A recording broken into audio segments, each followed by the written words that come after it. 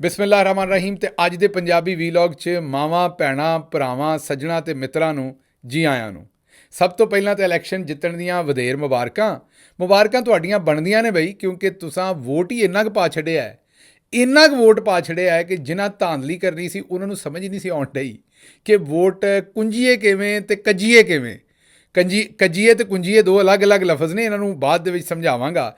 ਕੱਜਣਾ ਹੁੰਦਾ ਜਿਵੇਂ ਘੜਾ ਕੱਜੀਦਾ ਜਾਂ ਸਿਰ ਕੱਜੀਦਾ, ਤੇ ਕੁੰਜਣਾ ਹੁੰਦਾ ਜਿਵੇਂ ਕਿਸੇ ਸ਼ੈ ਨੂੰ ਕੁੰਜੀਦਾ, ਉਹਦੀ ਤੁਸੀਂ ਆਖੋ ਕਿ ਗੰਢ ਮਾਰੀ ਦੀ ਏ ਜਾਂ ਉਹਦੀ ਪੰਡ ਬਣਾਈ ਦੀ ਏ ਕੁੰਜ ਕੇ। ਤੇ ਉਹਨਾਂ ਨੂੰ ਹੁਣ ਸਮਝ ਨਹੀਂ ਆਉਣ ਡਈ ਵੀ ਕੱਜੀਏ ਕਿ ਕੁੰਜੀਏ, ਕਿਉਂਕਿ ਤੁਸੀਂ ਕੰਮ ਖਿਲਾਰ ਹੀ ਇਹਨਾਂ ਦਿੱਤਾ ਹੈ ਤੇ ਉਹਦਾ ਖਿਲਾਰ ਇੰਨਾ ਪਾਤਾ ਹੈ ਕਿ ਹਰ ਸ਼ੈ ਪਾਟ ਪੂਟ ਗਈ ਹੈ। ਇਹਦੀ ਮਿਸਾਲ ਦੋ ਦਿਆਂਗਾ। ਪਹਿਲੀ ਮਿਸਾਲ ਤੇ ਇਹ ਦਿਆਂਗਾ ਕਿ ਜਿਵੇਂ ਇੱਕ ਟਿਊਬ ਦੇ ਵਿੱਚ 5-7 ਪੈਂਚਰ ਹੋਣ ਤੇ ਪੈਂਚਰ ਲਾਉਣ ਵਾਲਾ ਜਿਸ ਵੇਲੇ ਉਹਨੂੰ ਚੈੱਕ ਕਰਦਾ ਤੇ ਪਾਣੀ 'ਚ ਹਵਾ ਪਾ ਕੇ ਟਿਊਬ ਪਾਉਂਦਾ ਤਾਂ ਇੱਥੋਂ ਵੀ ਹਵਾ ਨਿਕਲਦੀ, ਇੱਥੋਂ ਉਹਨੂੰ ਸਮਝ ਨਹੀਂ ਆਉਂਦੀ ਵੀ ਕਿੱਥੇ ਕਿੱਥੇ ਪੈਂਚਰ ਹੈ।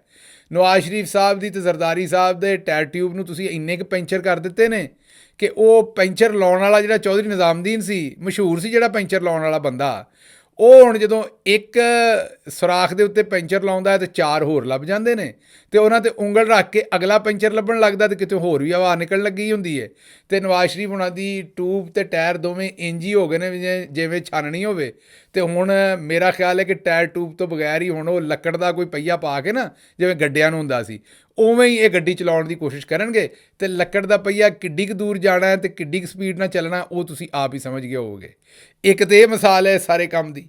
ਦੂਜੀ ਮਿਸਾਲ ਮੈਨੂੰ ਚੇਤੇ ਆਉਣ ਡਈ ਹੈ ਕਿ ਜਿਵੇਂ ਵਾਜੇ ਵਾਲੇ ਤੁਸੀਂ ਸੱਦਦੇ ਹੋ ਤੇ ਕਿਤੇ ਕੋਈ ਬੰਦਾ ਚੌਧਰੀ ਚੰਗਾ ਤਗੜਾ ਹੋਵੇ ਨਾ ਤੇ ਉਹ ਪੈਸਿਆਂ ਦੀ ਥੱਦੀ ਜਾਂ ਸਿੱਕਿਆਂ ਦੀ ਮੁੱਠ ਵੱਧ ਸੁੱਟਦੇ ਤੇ ਉਹ ਵਾਜੇ ਵਾਲਿਆਂ ਨੂੰ ਸਮਝ ਨਹੀਂ ਆਉਂਦੀ ਕਿ ਇਹ ਹੁਣ ਪੈਸੇ ਫੜੀਏ ਕਿ ਵਾਜਾ ਵਜਾਈਏ। ਤੇ ਉਹ ਫਿਰ ਜਿਹੋ ਜਿਹਾ ਵਾਜਾ ਵੱਜਦਾ ਉਹ ਤੁਸੀਂ ਵਿਆਹਾਂ 'ਤੇ ਵੇਖਿਆ ਹੀ ਹੋਏਗਾ ਕਿ ਉਹ ਅੱਧਾ ਕੁ ਵਜਾਉਂਦੇ ਨੇ ਤੇ ਥੱਲੇ ਹੋ ਕੇ ਪੈਸੇ ਵੀ ਚੁੱਕਦੇ ਨੇ, ਫਿਰ ਮੂੰਹ 'ਚ ਲੈ ਕੇ ਵਾਜਾ ਵਜਾਉਂਦੇ ਨੇ। ਤੇ ਨਵਾਜ਼ ਸ਼ਰੀਫ ਦੇ ਨਾਲ ਉਹੀ ਗੱਲ ਬਣੀ ਹੈ ਵੀ ਮੈਂ ਕਿਹੜੇ ਪਾਸੇ ਜਾਵਾਂ ਤੇ ਮੰਜੀ ਕਿੱਥੇ ਡਾਵਾਂ।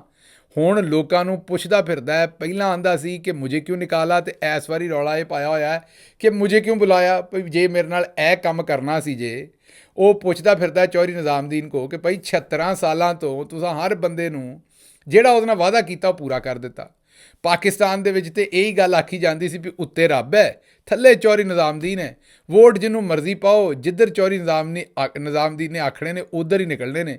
ਜਿਹਨੂੰ ਉਹਨੇ ਚਾਹਣਾ ਹੈ ਉਹਨੂੰ ਇੱਜ਼ਤ ਲੱਭਣੀ ਹੈ। ਇੱਜ਼ਤਾਂ ਦੇਣ ਵਾਲਾ ਵੈਸੇ ਤਾਂ ਰੱਬ ਹੈ, ਪਰ ਪਾਕਿਸਤਾਨ 'ਚ ਇੱਜ਼ਤਾਂ ਦਾ ਜਿਹੜਾ ਦੇਣ ਔਰ ਖੋਹਣ ਵਾਲਾ ਸੀ ਉਹ ਚੌਧਰੀ ਨਿਜ਼ਾਮਦੀਨ ਹੀ ਬਣਿਆ ਸੀ।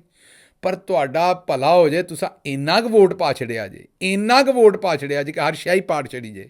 ਉਹ ਨਿਜ਼ਾਮਦੀਨ ਸਾਹਿਬ ਵੀ ਆਪਣੇ ਆਪ ਨੂੰ ਇਕੱਠੇ ਕੁੱਠੇ ਕਰਦੇ ਫਿਰਦੇ ਨੇ ਵੀ ਹੁਣ ਕੀ ਕਰੀਏ, ਇਹਨੂੰ ਨਵਾਜ਼ ਸ਼ਰੀਫ ਨੂੰ ਜਵਾਬ ਦਈਏ ਜਾਂ ਆਪਣੇ ਆਪ ਨੂੰ ਕੁੰਜੀਏ ਜਾਂ ਆਪਣੇ ਆਪ ਨੂੰ ਕੱਜੀਏ। ਵੀ ਨਵਾਜ਼ ਸ਼ਰੀਫ ਦੀ ਟਾਇਰ ਟਿਊਬ ਨੂੰ ਤੇ ਜਿਹੜੇ ਪੈਂਚਰ ਹੋਏ ਨੇ, ਜਿਹੜੇ ਉਹਨਾਂ ਨੂੰ ਆਪਣੇ ਪੈਂਚਰ ਹੋਏ ਨੇ, ਉਹਨਾਂ ਦੀ ਆਪਣੀ ਵੀਲ ਅਲਾਈਨਮੈਂਟ ਜਿਹੜੀ ਗਾਇਬ ਹੋ ਗਈ ਹੈ, ਉਹਨਾਂ ਨੂੰ ਆਪਣਾ ਨਹੀਂ ਸਮਝ ਆਉਣ ਡਿਆ ਵੀ ਕਰੀਏ ਕੀ। ਉਹ ਹੁਣ ਪੈਂਚਰ ਕੋਈ 4 ਮਾੜੇ ਚੰਗੇ ਲਾਏ ਨੇ, ਕੋਈ 55 ਸੀਟਾਂ ਉਹਨੂੰ ਦੇਣ ਡਏ ਨੇ, ਕੋਈ PTI ਦੀਆਂ 70-80 ਸੀਟਾਂ ਖੋਈਆਂ ਨੇ, ਕੋਈ ਉਹਨੂੰ ਸੀਟਾਂ ਦੇਣ ਡਏ ਨੇ 14 MQM ਨੂੰ, ਤੇ ਕੋਈ ਨਾਲ ਪੀਪਲਸ ਪਾਰਟੀ ਨੂੰ 10। ਪਰ ਕਰ ਕਰਾ ਕੇ ਵੀ ਜਿਹੜਾ ਨਾ ਉਹ ਕੰਮ ਪੂਰਾ ਨਹੀਂ ਹੋਣ ਡਿਆ। ਨਵਾਜ਼ ਸ਼ਰੀਫ ਸਾਹਿਬ ਵਾਸਤੇ ਮੁਸੀਬਤ ਇਹ ਬਣੀ ਹੋਈ ਹੈ ਕਿ ਉਹਨਾਂ ਦਾ ਹੁਣ ਉਹ ਜਿਹੜਾ ਟਿੱਡਾ ਹੈ ਨਿੱਕਾ, ਉਹ ਜਿਹੜਾ ਟਿੱਡਾ ਉਹ ਪੁੱਛਦਾ ਫਿਰਦਾ ਹੈ ਕਿ ਵੀ ਭਾਅ ਜੀ ਹੁਣ ਗਾਂਹ ਕੀ ਕਰਨਾ, ਇਹਨਾਂ ਸਾਡੇ ਨਾਲ ਹੱਥ ਕਰ ਦਿੱਤਾ ਹੈ। ਸਿਰਫ ਉਹ ਹੀ ਨਹੀਂ ਆਖਣ ਡਿਆ, ਉਹ ਜਿਹੜਾ ਅਬਸਾਰ ਆਲਮ ਇਹਨਾਂ ਦਾ ਇੱਕ ਅਨਆਫੀਸ਼ੀਅਲ ਸਪੋਕਸ ਪਰਸਨ ਹੈ, ਜਿਹੜਾ ਐਵੇਂ ਹੀ ਬੰਦਾ ਰੱਖਿਆ ਹੁੰਦਾ ਹੈ ਤੜੀ ਛੜੀ ਲਾਉਣ ਨੂੰ, ਗੱਲਬਾਤ ਕਰਨ ਨੂੰ, ਉਵੇਂ ਅਬਸਾਰ ਆਲਮ ਸਾਹਿਬ ਨੇ ਉਹਨਾਂ ਨਵਾਜ਼ ਸ਼ਰੀਫ ਨੂੰ ਆਖ ਦਿੱਤਾ ਪੈਂਦੇ ਲੈਂਦਿਆਂ ਹੀ ਕਿ ਜਨਾਬ ਤੁਹਾਡੇ ਵਾਸਤੇ ਬਿਹਤਰ ਇਹ ਹੈ ਕਿ ਚੁੱਪ ਕਰਕੇ ਅਪੋਜੀਸ਼ਨ ਦੇ ਵਿੱਚ ਬਹਿ ਜਾਓ। ਆਹੋ, ਉਹਨਾਂ ਕਿਹਾ ਵੀ ਹੁਣ ਹਕੂਮਤ ਕਰਨ ਦੇ ਖਾਬ ਜਿਹੜੇ ਉਹ ਛੱਡ ਦਿਓ ਅਤੇ ਅਪੋਜੀਸ਼ਨ 'ਚ ਬਹਿ ਜਾਓ। ਇਹ ਉਦੋਂ ਦੀ ਗੱਲ ਮੈਂ ਕਰਨ ਡਿਆ ਜਦੋਂ ਅਜੇ ਨਵਾਜ਼ ਸ਼ਰੀਫ ਸਾਹਿਬ ਦੇ ਟਾਇਰ ਟਿਊਬ 'ਚ 4-5 ਪੈਂਚਰ ਹੀ ਅਜੇ ਨਿਕਲੇ ਸੀ, ਅਜੇ ਨਤੀਜੇ ਆਉਣੇ ਸ਼ੁਰੂ ਹੋਏ ਸੀ, ਅਜੇ ਕੰਮ ਭਖਣਾ ਸ਼ੁਰੂ ਹੋਇਆ ਸੀ। ਉਸ ਤੋਂ ਬਾਅਦ ਜਿਹੜਾ ਕੰਮ ਭਖਿਆ ਉਹ ਤਾਂ ਫਿਰ ਤੁਸੀਂ ਵੇਖ ਹੀ ਲਿਆ ਜਿਵੇਂ ਵੀ ਹੋਇਆ। ਉਹ ਨਵਾਜ਼ ਸ਼ਰੀਫ ਸਾਹਿਬ ਨੇ ਘਰ ਜਾ ਕੇ ਕਿਹਾ ਵੀ ਬਈ ਰੁਲ ਵੀ ਗਏ ਆ ਪਰ ਚੱਸ ਵੀ ਨਹੀਂ ਆਈ। ਉਹਨਾਂ ਫਿਰ ਨਿਜ਼ਾਮਦੀਨ ਨੂੰ ਆਖਿਆ ਕਿ ਯਾਰ ਇਹਦੇ ਨਾਲ ਤਾਂ ਤੁਸੀਂ ਮੈਨੂੰ ਛਿੱਤਰ ਹੀ ਮਾਰ ਲਿਓ ਭਰਾ ਮੇਰੇ। ਹੋ ਤੁਸੀਂ ਉੱਥੋਂ ਸੱਦਿਆ ਵੀ, ਐਡੀ ਜ਼ਲਾਲਤ ਕੀਤੀ ਕਿ ਸਾਡੇ ਕੋਲ ਤਾਂ ਚਲੋ ਜਿਹੜਾ ਨੂਨ ਲੀਗ ਦਾ ਵੋਟਰ ਸਪੋਰਟਰ ਸੀ ਨਾ, ਉਹਦੇ ਕੋਲ ਸ਼ੇਰ ਦਾ ਨਿਸ਼ਾਨ ਸੀ, ਉਹਨੇ ਤਾਂ ਪੋਲਿੰਗ ਸਟੇਸ਼ਨ 'ਤੇ ਜਾਣਾ ਸੀ, ਸ਼ੇਰ ਦੇ ਨਿਸ਼ਾਨ 'ਤੇ ਠੱਪਾ ਮਾਰਨਾ ਸੀ ਅਤੇ ਉਹਨੇ ਜਨਾਬੇ ਵਾਲਾ ਜਿਹੜਾ ਉਹ ਅਗਾਂਹ ਨਿਕਲ ਜਾਣਾ ਸੀ, ਨਾਲ ਬਿਰਿਆਨੀ ਦੀ ਪਲੇਟ ਫੜਨੀ ਸੀ।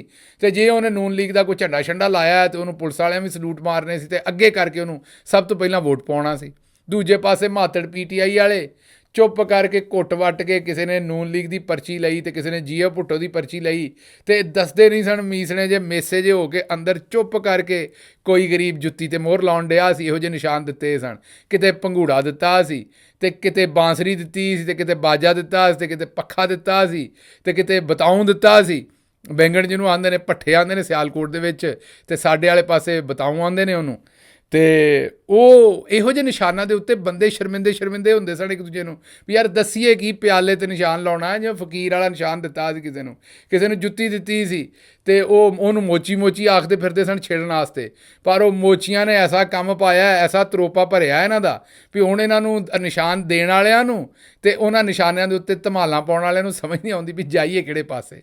ਬਹਰਹਾਲ ਮੀਆਂ ਸਾਹਿਬ ਦੀ ਜਿਹੜੀ ਮੈਂ ਤੁਹਾਨੂੰ ਗੱਲ ਦੱਸੀ ਵੀ ਰੁਲ ਤੇ ਗਏ ਆ, ਚੱਸ ਵੀ ਨਹੀਂ ਆਈ। ਉਹ ਤੁਸੀਂ ਸੋਚਦੇ ਹੋਵੋਗੇ ਵੀ ਇਹ ਰੁਲੇ ਇਹਨੇ ਕਿਉਂ ਨੇ, ਇਹ ਰੌਲਾ ਕੀ ਬਣਿਆ। ਉਹ ਮੈਂ ਤੁਹਾਨੂੰ ਦੱਸਣਾ ਵੀ ਇਹ ਰੁਲੇ ਕਿਉਂ ਨੇ ਇਹਨੇ। ਹੋਇਆ ਕੁਝ ਐਵੇਂ ਹੈ ਕਿ ਪਿਛਲੇ 76 ਸਾਲਾਂ ਦੇ ਵਿੱਚ ਇਹ ਕਦੇ ਕਿਸੇ ਸੋਚਿਆ ਹੀ ਨਹੀਂ ਸੀ ਕਿ ਨਿਜ਼ਾਮਦੀਨ ਜਿਹਨੂੰ ਥਾਪੀ ਮਾਰੇ, ਲੋਕੀ ਉਹ ਤੋਂ ਗਾਂਹ ਕਿਤੇ ਕਿਸੇ ਨੂੰ ਵੋਟ ਦੇ ਦੇਣਗੇ।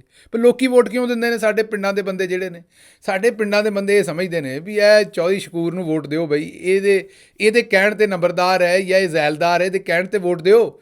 ਕੱਲ੍ਹ ਨੂੰ ਇਹ ਸਾਡਾ ਕੰਮ ਕਰਾਏਗਾ, ਥਾਣੇ ਦਾ, ਕਚਹਿਰੀ ਦਾ, ਆਪਣਾ ਪੁਲਿਸ ਦਾ, ਆਪਣਾ ਕੋਈ ਹੋਰ ਕੰਮ, ਕੋਈ ਮੁੰਡਾ ਭਰਤੀ ਕਰਾਏਗਾ, ਕੋਈ ਨਾਲੀ ਸੋਲੰਗ, ਇਹੋ ਜਿਹੇ ਕੰਮਾਂ ਦੇ ਉੱਤੇ ਅਸੀਂ ਵੋਟ ਦਿੰਦੇ ਸਾਂ, ਕਿਉਂਕਿ ਸਾਨੂੰ ਚੌਧਰੀ ਨਿਜ਼ਾਮਦੀਨ ਨੇ ਇਸੇ ਕੰਮਾਂ ਹੀ ਲਾਇਆ ਸੀ। ਉਹ ਆਂਦਾ ਸੀ ਬਸ ਇਹਨਾਂ ਕੰਮਾਂ ਦੇ ਉੱਤੇ ਵੋਟ ਦਿਓ, ਜਿਹੜੇ ਬਾਕੀ ਵੱਡੇ ਕੰਮ ਨੇ ਨਾ, ਇੱਜ਼ਤ, ਅਣਖ, ਇਹ ਸਾਡੇ 'ਤੇ ਛੱਡ ਦਿਓ, ਅਸੀਂ ਤੁਹਾਨੂੰ ਲਿੱਤਰ ਵੀ ਮਾਰਾਂਗੇ, ਪਰ ਤੁਸੀਂ ਆਪਣਾ ਲਿੱਤਰ ਲੁੱਤਰ ਖਾ ਕੇ ਨਾਲੀ ਸੋਲੰਗ ਬਣਵਾਓ ਅਤੇ ਇਸੇ ਕੰਮ ਦੇ ਉੱਤੇ ਲੱਗੇ ਰਹੋ। ਪੁਲਿਸ ਅਸੀਂ ਤੁਹਾਨੂੰ ਠੀਕ ਨਹੀਂ ਕਰਕੇ ਦੇਣੀ, ਪੁਲਿਸ ਤੁਹਾਨੂੰ ਲਿੱਤਰ ਮਾਰੇਗੀ, ਉਸ ਲਿੱਤਰ ਤੋਂ ਬਚਣ ਲਈ ਜ਼ੈਲਦਾਰ ਕੋਲ ਜਾਓਗੇ, ਜ਼ੈਲਦਾਰ MPA ਕੋਲ ਜਾਏਗਾ, MPA MNA ਨਾਲ ਰਲ ਕੇ, ਅਤੇ ਫਿਰ ਤੁਹਾਡੇ ਉਹ ਥਾਣੇਦਾਰ ਨੂੰ ਕੋਈ ਫੋਨ ਸ਼ੂਨ ਕਰ ਦੇਗਾ, ਅਤੇ ਤੁਸੀਂ ਬਸ ਤੁਹਾਨੂੰ ਇਸ ਟਰੱਕ ਦੀ ਬੱਤੀ ਪਿੱਛੇ ਲਾਇਆ ਸੀ, ਅਤੇ ਬਾਕੀ ਜਿਹੜਾ ਵੱਡਾ ਕੰਮ ਹੈ ਉਹ ਅਸੀਂ ਆਪੇ ਪਾਈ ਰੱਖਾਂਗੇ, ਅਤੇ ਤੁਹਾਨੂੰ ਇਹਦੇ 'ਤੇ ਬਹੁਤੀ ਕੋਈ ਸੋਚਣ ਦੀ ਲੋੜ ਨਹੀਂ। ਇਹ ਕੰਮ ਤੁਹਾਨੂੰ ਦਿੱਤਾ ਹੋਇਆ ਸੀ ਚੌਧਰੀ ਨਿਜ਼ਾਮਦੀਨ ਸਾਹਿਬ ਨੇ, ਅਤੇ ਆਪਾਂ ਵੋਟ ਪਾਈ ਆਉਂਦੇ ਸਾਂ। 1965 ਦੀ ਗੱਲ ਮੈਂ ਤੁਹਾਨੂੰ ਦੱਸਣ ਡਿਆ, ਜਨਵਰੀ 'ਚ ਜਿਸ ਵੇਲੇ ਅਯੂਬ ਖਾਨ ਸਾਹਿਬ ਨੇ ਫਾਤਮਾ ਜਨਾਹ ਜਿਹੜੀ ਮਾਦਰੇ ਮਿਲਤ ਸੀ ਉਹਦੇ ਕੋਲੋਂ ਇਲੈਕਸ਼ਨ ਖੋਇਆ ਸੀ, ਅਤੇ ਇਸੇ ਤਰੀਕੇ ਖੋਇਆ ਸੀ। ਉਸ ਤੋਂ ਬਾਅਦ ਮੁਜੀਬੁਰ ਰਹਿਮਾਨ ਨੂੰ ਡਬਲ ਉਹਦੀਆਂ ਸੀਟਾਂ ਆਈਆਂ ਸਨ, ਉਹਨੂੰ ਵੀ ਹਕੂਮਤ ਨਹੀਂ ਸੀ ਦਿੱਤੀ। ਫਿਰ ਭੁੱਟੋ ਨਾਲ ਜੋ ਕਰ ਛੱਡਿਆ ਬਾਅਦ ਦੇ ਵਿੱਚ, ਉਹ ਵੀ ਤੁਹਾਨੂੰ ਪਤਾ ਹੀ ਹੈ। ਫਿਰ ਬੇਨਜ਼ੀਰ ਨਾਲ 2 ਵਾਰੀ ਕੀਤਾ, ਉਦੋਂ ਖੈਰ ਨਵਾਜ਼ ਸ਼ਰੀਫ ਨਾਲ ਵੀ ਕੀਤਾ, ਅਤੇ ਇਹ ਸਾਰੇ ਕੰਮ ਇੰਝ ਹੀ ਚੌਧਰੀ ਨਿਜ਼ਾਮਦੀਨ ਪਾਉਂਦਾ ਰਿਹਾ। ਜਿਹਨੂੰ ਦਿਲ ਕਰਦਾ ਤੁਰਿਆ ਜਾਂਦਾ ਕੰਮ ਪਾ ਦਿੰਦਾ, ਉਹਨੂੰ ਕਿਹੜਾ ਕੋਈ ਪੁੱਛਣ ਵਾਲਾ ਸੀ। ਪਰ ਇਸ ਵਾਰੀ ਅੱਗੋਂ ਜਿਹੜਾ ਬੰਦਾ ਸੀ ਉਹ ਕੱਬਾ ਟੱਕਰ ਗਿਆ ਭਾਈ, ਉਹਦਾ ਸੁਭਾਅ ਹੀ ਕੱਬਾ ਸੀ। ਉਹ ਟੱਕਰ ਗਿਆ ਅੱਗੋਂ, ਅਤੇ ਨਾਲ ਉਹਦੇ ਰਲ ਗਏ ਤੁਸਾਂ ਹੁਣ ਜਿਹੜੇ ਖੁੰਨੇ ਸੇਕੇ ਨੇ। ਹੁਣ ਬੰਦੇ ਆਪਣੇ ਉਹ ਜਿਹੜੇ ਚੌਧਰੀ ਨਿਜ਼ਾਮਦੀਨ ਸਾਹਿਬ ਨੇ, ਉਹਨਾਂ ਨਵਾਜ਼ ਸ਼ਰੀਫ ਨੂੰ ਦੱਸਿਆ ਵੀ ਭਾਈ ਸਾਡੇ ਤੇ ਆਪਣੇ ਖੁੰਨੇ ਸਿੱਕ ਗਏ ਨੇ, ਅਸੀਂ ਆਪਣੇ ਆਪ ਨੂੰ ਕੋਈ ਇਸ ਵੇਲੇ ਆਪਣੇ ਆਪ ਨੂੰ, ਪਤਾ ਨਹੀਂ ਤੁਹਾਨੂੰ ਲੋਗੜ ਸਮਝ ਆਉਂਦਾ ਕਿ ਨਹੀਂ, ਉਹ ਲੋਗੜ ਹੁੰਦਾ ਜਿਹੜਾ ਗਰਮ ਕਰਕੇ ਰੂੰ ਲਾਈਦਾ ਸੀ ਜਦੋਂ ਖੁੰਨੇ ਸਿੱਕੇ ਹੋਣ, ਅਤੇ ਉਹ ਆਪਣੇ ਆਪ ਨੂੰ ਉਹਨਾਂ ਕੀ ਸਾਡੇ ਕੋਲ ਲੋਗੜ ਹੈ ਜਿਹਦੇ ਨਾਲ ਸ਼ਾਇਦ ਅਸੀਂ ਆਪਣੇ ਹੀ ਖੁੰਨੇ ਸੇਕ ਲਈਏ, ਤੁਹਾਡੇ ਕਿਵੇਂ ਸੇਕੀਏ। ਅਤੇ ਨਵਾਜ਼ ਸ਼ਰੀਫ ਸਾਹਿਬ ਨੂੰ ਅਤੇ ਚੌਧਰੀ ਨਿਜ਼ਾਮਦੀਨ ਨੂੰ ਅਸਲ ਦੇ ਵਿੱਚ ਤਾਂ ਪਹਿਲਾਂ ਪਤਾ ਹੀ ਨਹੀਂ ਲੱਗਾ ਵੀ ਖਲਕਤ ਇੰਨੀ ਨਿਕਲ ਆਉਣੀ ਹੈ, ਕਿਉਂਕਿ ਉਹਨਾਂ ਨੂੰ ਮੈਂ ਜਿਵੇਂ ਤੁਹਾਨੂੰ ਦੱਸਿਆ ਵੀ ਇਹ ਸੀ ਕਿ ਸਾਡੇ ਕੋਲ ਤਾਂ ਸ਼ੇਰ ਦਾ ਨਿਸ਼ਾਨ ਹੈ, ਜਿੰਨੇ ਆਉਣਾ ਸ਼ੇਰ ਦੇ ਨਿਸ਼ਾਨ 'ਤੇ ਲਾਉਣੀ ਹੈ, ਮੋਹਰ ਤੇ ਗਾਂਹ ਨਿਕਲ ਜਾਣਾ।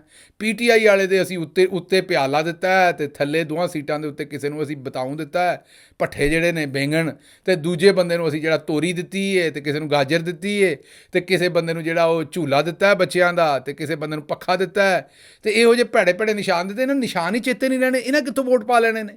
ਅੱਛਾ, ਲੋਕੀ ਨਿਕਲਣੇ ਵੀ ਕੋਈ ਨਹੀਂ, ਜਿੰਨਾ ਅਸੀਂ ਮਾਰਿਆ ਕੁੱਟਿਆ ਡਰਾਇਆ ਔਰ ਦੱਸਿਆ ਕਿ ਅਸੀਂ ਹਰ ਸ਼ੈ ਫਨਾਹ ਕਰ ਦੇਣੀ, ਲੋਕੀ ਨਿਕਲ ਵੀ ਆਏ। ਲਾਈਨਾਂ ਦੇ ਵਿੱਚ ਲੋਕ ਇੰਜ ਲੱਗੇ ਸਨ ਜਿਵੇਂ ਜ਼ਿਮੀਂਦਾਰ ਸ਼ੂਗਰ ਮਿਲ ਤੋਂ ਜਾ ਕੇ CPR ਦੇ ਪੈਸੇ ਲੈਣ ਵਾਸਤੇ ਇੱਕ ਦੂਜੇ ਤੋਂ ਅੱਗੇ ਨਿਕਲੇ ਫਿਰਦੇ ਹੁੰਦੇ ਨੇ, ਅਤੇ ਉਹ ਲੋਕਾਂ ਵੋਟ ਵੀ ਪਾ ਛੱਡੇ। ਉਹ ਜਿਸ ਵੇਲੇ 12, 1, 2 ਵਜੇ ਤੱਕ ਵੋਟ ਇਕੱਠੇ ਹੋਏ ਅਤੇ ਹੱਥ ਪੈਰ ਫੁੱਲ ਗਏ ਨਿਜ਼ਾਮਦੀਨ ਸਾਹਿਬ ਦੇ, ਤਿਆਰੀ ਤਾਂ ਕੀਤੀ ਕੋਈ ਨਹੀਂ ਸੀ। ਫਿਰ ਤੁਹਾਨੂੰ ਪਤਾ ਕਿ ਚੌਧਰੀ ਨਿਜ਼ਾਮਦੀਨ ਦੇ ਵਿੱਚ ਵੀ ਕੋਈ ਸ਼ਰਾਰਤੀ ਬੰਦੇ ਹੁੰਦੇ ਨੇ ਅੰਦਰ, ਉਹਨਾਂ ਆਖਿਆ ਵੀ ਚਲੋ ਜੋ ਹੋਣਾ ਸੀ ਉਹ ਤਾਂ ਹੋ ਗਿਆ, ਹੁਣ ਚੱਲਦੇ ਲੱਗਦੇ ਹੱਥ ਨਵਾਜ਼ ਸ਼ਰੀਫ ਦੀ ਮੰਜੀ ਵੀ ਠੋਕ ਲਈਏ।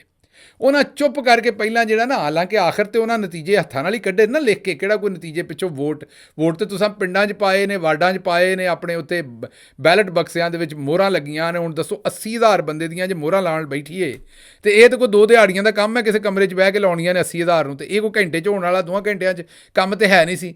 ਇਸ ਲਈ ਪਿੱਛਾ ਵੋਟਾਂ ਛੋਟਾਂ ਦਾ ਤਾਂ ਕੋਈ ਬੰਦੋਬਸਤ ਹੈ ਨਹੀਂ ਸੀ। ਇਹਨਾਂ ਆਖਿਆ ਵੀ ਉਹਦਾ ਕਾਗਜ਼ ਹੈ ਨਾ ਆਖਰੀ, ਜਿਹਨੂੰ ਫਾਰਮ 47 ਆਖਦੇ ਨੇ, 47, ਉਹਦੇ ਉੱਤੇ ਬਾ ਵੋਟ ਬਦਲ ਦਿਓ। ਜਿੱਤਣ ਵਾਲੇ ਦਾ ਜੇ 1,10,000 ਸੀ, ਹਾਰਨ ਵਾਲੇ ਦਾ ਜੇ ਉੱਥੇ 40,000 ਸੀ, ਅਤੇ ਉਹ ਨਾ ਜਿੱਤਣ ਵਾਲੇ ਦਾ ਉੱਧਰ ਕਰ ਦਿਓ ਅਤੇ ਹਾਰਨ ਵਾਲੇ ਦਾ ਉੱਧਰ ਕਰ ਦਿਓ। ਇਹੋ ਜਿਹੀ ਇਹਨਾਂ ਕਰਤੂਤ ਕੀਤੀ ਹੈ।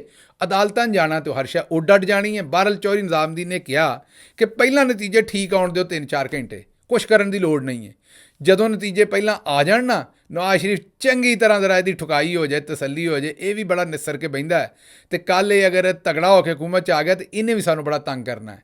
ਇਹਦੀ ਖੁੰਬ ਹੋਣਾ ਹੀ ਠੱਪ ਲਾਓ। ਇਹ ਚੌਧਰੀ ਨਿਜ਼ਾਮੁਦੀਨ ਨੇ ਅੰਦਰ ਆਪਣੇ ਇੱਕ ਦੂਜੇ ਨਾਲ ਫੈਸਲਾ ਕੀਤਾ ਅਤੇ ਨਵਾਜ਼ ਸ਼ਰੀਫ ਸਾਹਿਬ ਆਏ ਉੱਥੇ ਜਨਾਬ ਮਾਡਲ ਟਾਊਨ ਤਕਰੀਰ ਸ਼ਕਰੀਰ ਕਰਨ ਵਾਸਤੇ। ਉੱਥੇ ਮਾਈਕ ਲੱਗੇ, ਕੈਮਰੇ ਲੱਗੇ, ਉੱਥੇ ਜਨਾਬ ਲਾਈਟਾਂ ਲੱਗੀਆਂ, ਹਰ ਸ਼ੈ ਲੱਗ ਗਈ ਔਰ ਤਿਆਰੀ ਕਰ ਲਈ ਨਵਾਜ਼ ਸ਼ਰੀਫ ਸਾਹਿਬ ਨੇ ਕਿ ਮੈਂ ਜਨਾਬ ਜਿੱਤਣ ਦੀ ਤਕਰੀਰ ਕਰਨੀ ਹੈ ਔਰ ਮੈਂ ਦੱਸਣਾ ਅਗਲਾ ਵਜ਼ੀਰ ਆਜ਼ਮ ਮੈਂ ਹਾਂ।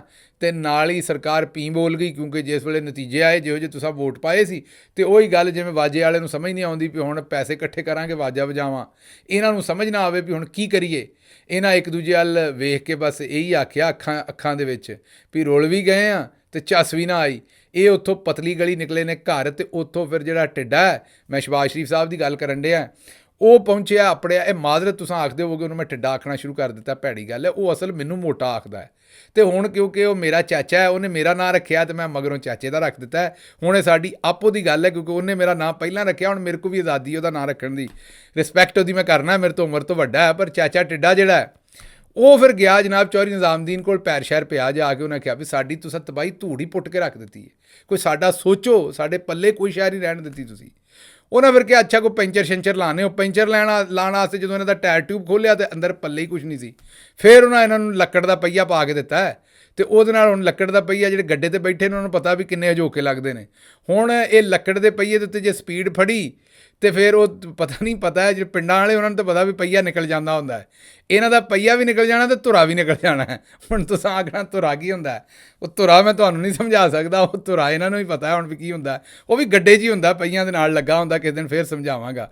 ਅਤੇ ਇਹਨਾਂ ਦਾ ਧੁਰਾ ਵੀ ਨਿਕਲ ਜਾਣਾ ਅਤੇ ਇਹਨਾਂ ਦਾ ਪਹੀਆ ਵੀ ਨਿਕਲ ਜਾਣਾ, ਅਤੇ ਸਪੀਡ ਇਹਨਾਂ ਕੋਲ ਫੜੀ ਨਹੀਂ ਜਾਣੀ। ਅਤੇ ਜੇ ਸਹਿਜੇ ਮੀਨ ਆਹਿਸਤਾ ਤੁਰਨਗੇ ਅਤੇ ਉਹ ਲੱਕੜ ਦਾ ਪਹੀਆ ਜੰਪ ਇਹਨੇ ਮਾਰਦਾ ਵੀ 5 ਮਿੰਟਾਂ ਜਿਹਨਾਂ ਦੀ ਬੱਸ ਹੋ ਜਾਣੀ, ਇਹਨਾਂ ਹੱਥ ਖੜੇ ਕਰ ਦੇਣੇ ਨੇ ਵੀ ਉਹ ਕੈਦੀ ਨੰਬਰ 804 ਨੂੰ ਹਕੂਮਤ ਦਿਓ, ਸਾਡੇ ਵੱਸ ਦਾ ਰੋਗ ਨਹੀਂ। ਬਹਰਹਾਲ ਰੁਲ ਵੀ ਗਏ ਨੇ, ਚੱਸ ਵੀ ਨਹੀਂ ਆਈ, ਅਤੇ ਹੁਣ ਇੰਝ ਹੀ ਹੈ ਜਿਵੇਂ ਸਵਾਦ ਲੈਂਦੀ ਕੁੱਤੀ ਟਰੱਕ ਥੱਲੇ ਆ ਜਾਂਦੀ ਹੈ। ਉਹ ਇਹਨਾਂ ਦਾ ਹਾਲ ਬਣਿਆ ਖਲੋਤਾ ਸ਼ੇਰ ਵਾਲਿਆਂ ਦਾ। ਤੁਸਾਂ ਕਿਉਂਕਿ ਵੋਟ ਪਾਏ ਨੇ ਤਗੜੇ, ਤੁਸੀਂ ਘਾਬਰਨਾ ਇਹ ਨਹੀਂ ਵੀ ਤੁਹਾਡੇ ਨਤੀਜੇ ਖੋਹ ਲਏ ਨੇ, ਤੁਹਾਡੀਆਂ 180 ਸੀਟਾਂ ਸੀ ਅਤੇ 100 ਰਹਿ ਗਈਆਂ ਅਤੇ 80 ਖੋਹ ਲਈਆਂ ਨੇ, ਅਤੇ ਇਹ ਕੀ ਹੋਏਗਾ? ਉਹ ਕਪਤਾਨ ਇਹਨਾਂ ਨੂੰ ਆਪੇ ਨਿਬੜ ਲਏਗਾ। ਜਦੋਂ ਉਹਦੇ ਕੋਲ ਕੋਈ ਸੀਟ ਨਹੀਂ ਸੀ, 9 ਮਈ ਕੀਤਾ ਸੀ, ਅਸੈਂਬਲੀਆਂ ਟੁੱਟੀਆਂ ਸੀ, ਉਸ ਵੇਲੇ ਉਹਨੇ ਇਹਨਾਂ ਨੂੰ ਜਿੰਨਾ ਟੰਬਾ ਫੇਰਿਆ ਜੇਲ੍ਹ 'ਚ ਬੈਠਿਆ ਹੋਇਆ, ਜਿਵੇਂ ਉਹਨੇ ਇਹਨਾਂ ਦਾ ਸਾਹ ਮਕਾਇਆ ਸੀ। ਅਤੇ ਹੁਣ ਤਾਂ ਉਹਨੂੰ ਤੁਸੀਂ ਵੋਟ ਹੀ ਇੰਨਾ ਦੇ ਛੱਡਿਆ ਜਿੰਨਾ ਪਾਕਿਸਤਾਨ ਦੀ ਹਿਸਟਰੀ 'ਚ ਕਿਸੇ ਨੂੰ ਵੋਟ ਨਹੀਂ ਪਿਆ। ਅਤੇ ਜਿਸ ਤਰੀਕੇ ਨਾਲ ਵੋਟ ਨਹੀਂ ਪਿਆ ਵੀ ਨਿਜ਼ਾਮੁਦੀਨ ਵੀ ਇੱਕ ਪਾਸੇ, ਅਮਰੀਕਾ ਵੀ ਇੱਕ ਪਾਸੇ, ਹਰ ਸ਼ੈ ਇੱਕ ਪਾਸੇ, ਉਸ ਦੇ ਬਾਵਜੂਦ ਵੀ ਖਾਨ ਅਤੇ ਆਵਾਮ ਜਿਹੜੀ ਇਕੱਲੀ ਜਨਾਬ ਗੱਡਾ ਖੋਬੇ 'ਚੋਂ ਕੱਢ ਕੇ ਬਾਹਰ ਲੈ ਗਈ ਹੈ। ਅਤੇ ਇਸ ਵਾਸਤੇ ਘਬਰਾਉਣ ਦੀ ਲੋੜ ਹੁਣ ਕੋਈ ਨਹੀਂ। ਇਹ ਖੁਸ਼ੀ ਦੇ ਦਿਨ ਨੇ, ਅਤੇ ਦੱਬ ਕੇ ਵਾਹ ਅਤੇ ਰੱਜ ਕੇ ਖਾ, ਮੈਂ ਇਹੀ ਕਹਾਂਗਾ। ਅਤੇ ਨਵਾਜ਼ ਸ਼ਰੀਫ ਸਾਹਿਬ ਨੂੰ ਮੈਂ ਹੁਣ ਇਹ ਆਖਣਾ ਵੀ ਤੁਹਾਡੇ ਨਾਲ ਇਹੀ ਹੋਣੀ ਸੀ, ਕਿਉਂਕਿ ਜਦੋਂ ਨੀਅਤ ਭੈੜੀ ਹੋਵੇ ਨਾ ਤਾਂ ਉਹਦਾ ਨਤੀਜਾ ਵੀ ਇਹੀ ਹੁੰਦਾ। ਤੁਸੀਂ ਰੁਲ ਵੀ ਗਏ ਹੋ, ਤੁਹਾਨੂੰ ਚੱਸ ਵੀ ਨਹੀਂ ਆਈ, ਜੇ ਹੁਣ ਵੀ ਅਕਲ ਫੜ ਲਓ ਤਾਂ ਹੋ ਸਕਦਾ ਕੋਈ 4 ਕੱਖ ਵੱਜ ਜਾਣ, ਪਰ ਮੈਨੂੰ ਇਹ ਉਮੀਦ ਕੋਈ ਨਹੀਂ, ਕਿਉਂਕਿ ਮੁੜਨਾ ਤੁਸੀਂ ਕੋਈ ਨਹੀਂ, ਤੁਸੀਂ ਬਿਸਤੀ ਆਪਣੀ ਹੋਰ ਕਰਵਾਉਣੀ ਹੈ। ਲਓ ਫਿਰ ਰੱਬ ਰਾਖਾ।